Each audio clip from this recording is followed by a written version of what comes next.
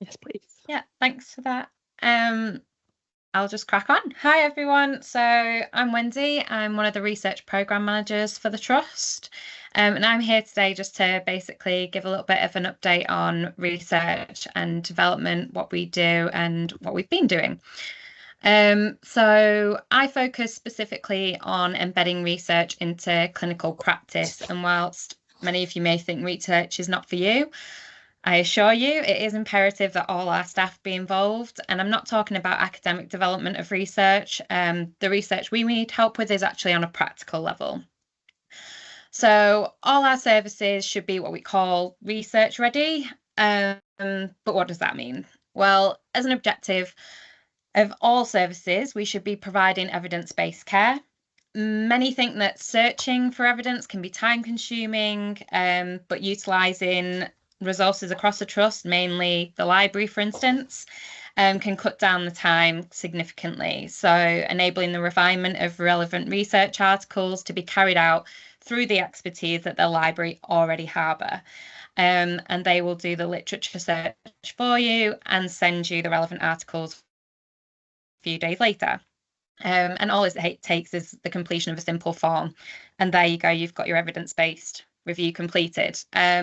Our improvement teams and us here in R&D as well, we can also guide you and enable what you might think is difficult and laborious to actually become easy and feasible to embed in practice.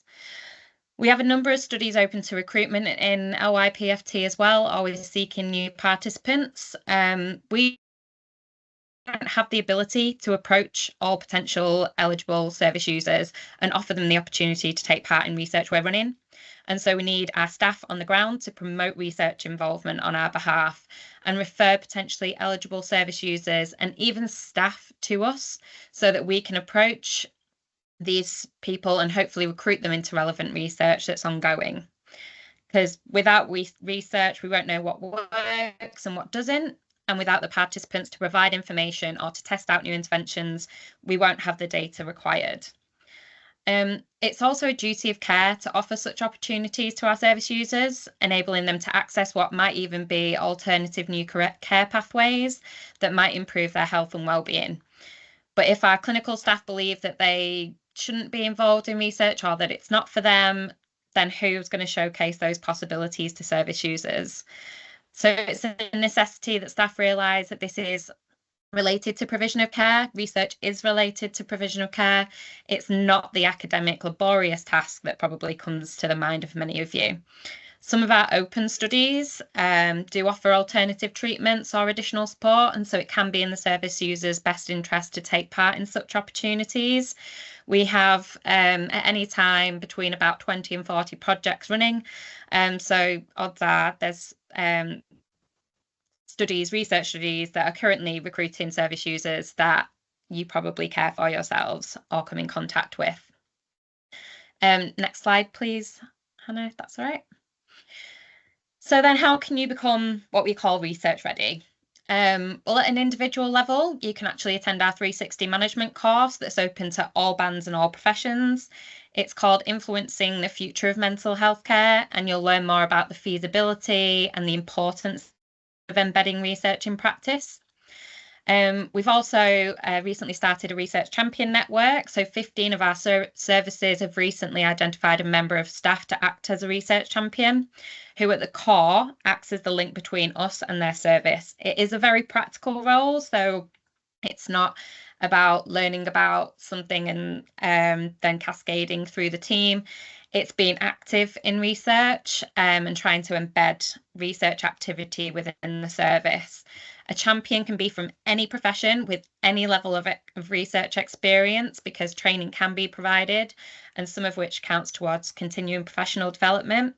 So, for instance, some of our research champions at the moment, one is a nursing associate, one's a consultant psychiatrist. We have nurses, speech and language therapists, dietitians, social workers, all of who have signed up to be the research champion for their service. It's really advantageous and, as I say, offers CPD opportunities, but also can offer a lot more training, a lot more skill development. And basically we can discuss how it works with people who might want to take up that opportunity in more depth, but you just have to get in contact. Our student nurses have also taken part in a new programme looking to embed research learning into clinical placements. So they attend sessions over the course of 6 weeks of their clinical placement with various members of our team, and the skills and knowledge they gain from those sessions is encouraged to be embedded in practice in their placement.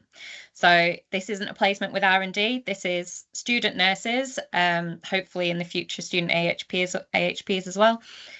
When they're on clinical placement, they take a few hours out of the clinical placement to come and learn about research in practice.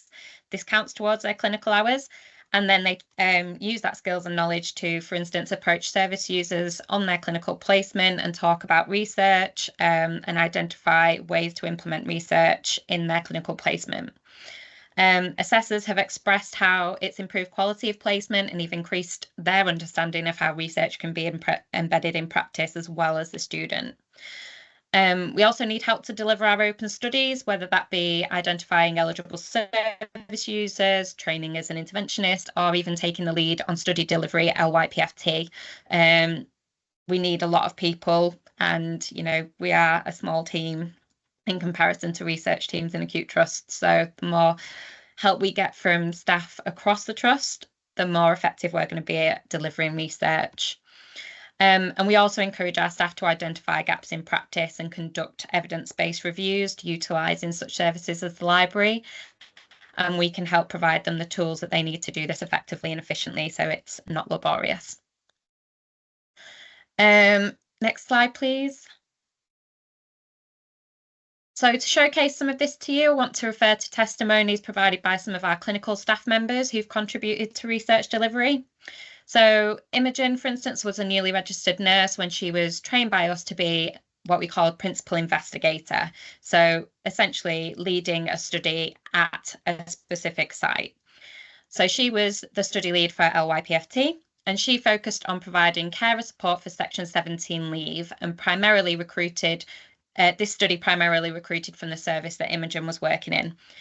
Imogen stated, I was involved in tailoring the intervention materials and providing feedback from the ward team, service users and carers. As the study progressed, I took a lead in promoting the research amongst the ward team and engaging everyone in the intervention training. She did this PI role, principal investigator role, as part of her nursing role and embedded it in practice. She's now carers lead for the service, and she's doing a fantastic job. Kerry is heavily research involved. She's been a research champion now for a couple of years, and she's helping deliver research and taking part in some of our initiatives to embed research in practice. She has a lot to say, and I can't do her justice, so I'll just say that she explains, that me and her colleagues have supported her to learn how to be a research champion and how to coordinate research development for the service. And quite frankly, she's smashing it. Mary also explains that as a nurse, I did not really identify myself as having a role to play in this, and research was for academics, which I am not. But being encouraged to be involved with projects changed my thinking. I've enjoyed taking part in some of the project work and promoting the studies the trust is running. I do see informing the patient group of studies is part of my role at a post-diagnostic support visit. Next slide, please. So from the other opportunities that we offer, we have people like Grace Chugg, who is a speech and language therapist for the Gender Identity Service. We supported Grace to do a research internship with the National Institute for Health Research. She's been really successful, and her ambition is to develop an intervention to support the many people on the waiting list for gender-affirming voice therapy. There's also Hannah Shepherd, who helped develop our student programme, and she explained whilst as a student that she felt that patients she was working with also found it useful having a staff member who works on their ward to be involved with the research process. It helped them feel that the care we were delivering was contemporary and informed by a robust evidence base. Now, Hannah has registered. She is now contributing to multiple different research initiatives for the Trust, and is, again, absolutely brilliant, smashing it, and just one of our biggest advocates.